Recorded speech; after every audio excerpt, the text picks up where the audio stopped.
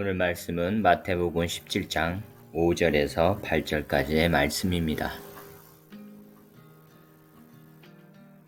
말할 때 호련히 빛난 구름이 그들을 덮으며 구름 속에서 소리가 나서 이르시되 이는 내 사랑하는 아들이요 내 기뻐하는 자니 너희는 그의 말을 들으라 하시는지라.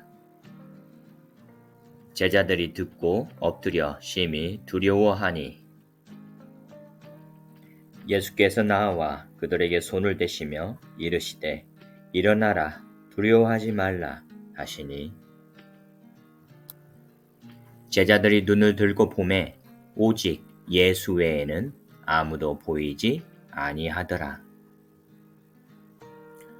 오늘 말씀을 통해 하나님의 음성을 듣고 엎드려 심히 두려워하는 제자들을 생각해 봅니다.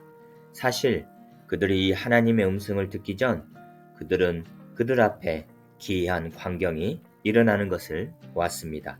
먼저 예수님의 변화된 얼굴과 옷이 빛과 같이 휘어진 모습, 그리고 모세와 엘리야 선지자가 나타나 예수님과 더불어 말하는 모습입니다.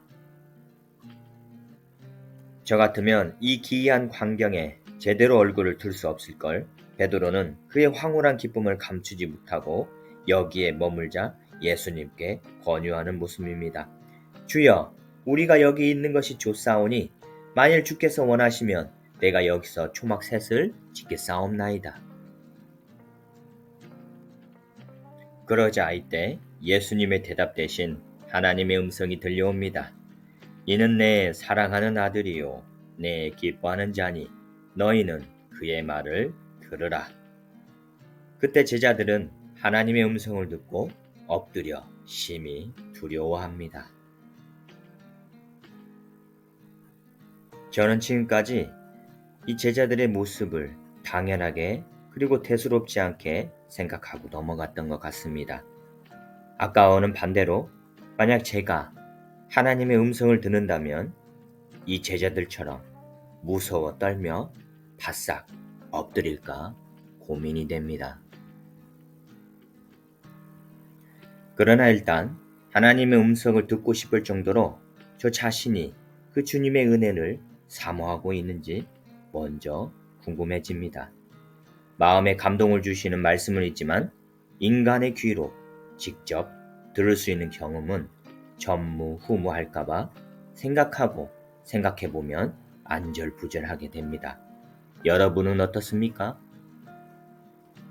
하나님의 음성을 이 인간의 귀로 직접 들으신 경험은 언제이십니까? 또 그때 본문에 나오는 제자들처럼 두려워 바싹 엎드리셨나요? 성경 베드로후서 1장 19절은 이렇게 말씀하십니다. 또 우리에게는 더 확실한 예언이 있어 어두운 데를 비추는 등불과 같으니. 사실 우리는 베드로후서에서 말한 것처럼 어두운 데를 비추는 등불과 같은 하나님의 말씀을 성경을 통해 아주 자주 듣습니다. 하지만 얼마나 자주 두렵고 떨리는 마음으로 하나님의 말씀을 되새기며 묵상을 하는지 생각해 봅니다.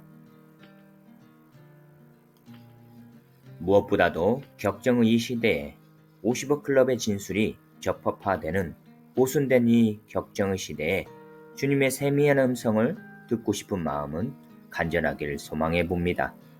왜냐하면 지금이야말로 진리 앞에 바싹 엎드려야 할 때가 아닌가 생각이 들어서입니다. 성경 시편 31편 19절에서 이렇게 말씀하십니다. 주를 두려워하는 자를 위하여 쌓아두신 은혜, 곧 주께 피하는 자를 위하여 인생 앞에 베푸신 은혜가 어찌 그리 큰지요. 두렵고 떨리는 마음으로 하나님의 말씀을 받으세요. 그리고 주를 두려워하는 자를 위하여 쌓아두신 하나님의 크나큰 은혜를 누려보세요. 곧 그리하면 하나님께 의지하는 인생 앞에 베푸시는 하나님의 은혜가 어찌 그리 큰지를 깨달아 알게 될 것입니다.